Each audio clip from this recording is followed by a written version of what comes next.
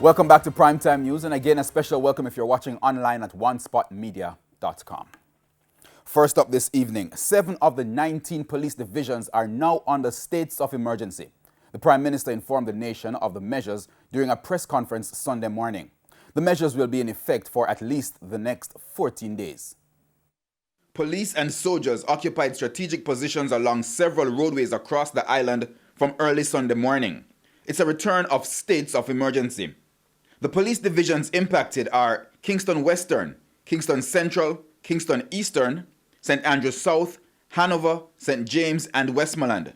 Those 7 police divisions recorded more than 660 of the close to 1,250 murders recorded in 19 police divisions across the country so far this year. The Prime Minister told the country during a press briefing Sunday that the SOE crime-fighting tool is needed at this time because the present situation is an emergency.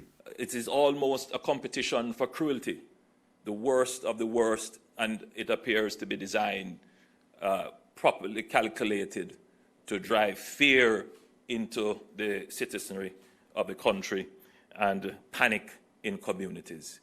The government cannot remain crippled. It cannot see these things happening and not take action. All of these divisions have seen increases ranging from 16% to 57%. All have murder rates per 100,000 in excess of the regional average, which is 15%. Police Commissioner Major General Anthony Anderson reasoned that the measures will give law-abiding residents a reprieve from the bloodletting in their communities, while at the same time give law enforcement officers time to target and remove crime producers from the spaces and build cases against them. Our annual murder rate has been above the 1,000 mark for so long that sometimes we're in danger of seeing that as a baseline from which we start to do measures. That is not acceptable. Those 1,000 are 1,000 lives. And anything we can do to reduce the numbers of people being killed is something we should do without delay. The SOEs were stopped more than a year ago after a legal challenge was mounted against the extended detention of persons, many without charge. Prime Minister Andrew Holness, in his remarks, had this to say about those constitutional concerns. And that is a debate which is a legitimate one. We don't in any way shy from it. And it is proceeding. The Attorney General has been very effective in working through the issues that are involved.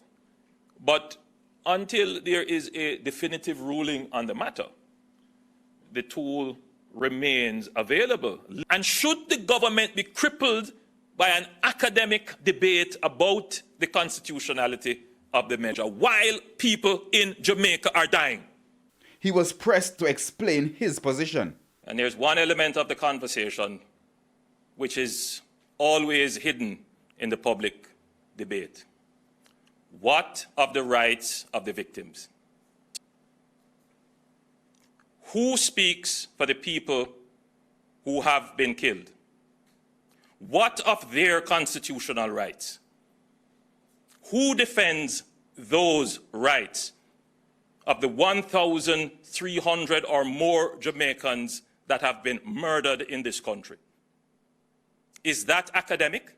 The Attorney General, in the meantime, explained that the administration has taken steps to address the concerns. The court is inquiring into circumstances under previous states of emergency in which persons were detained. The court also expressed views about certain regulations in their current form, and we have looked at those forms and we have made revisions so that when they are promulgated again, they are not in the form in which the concerns have been raised.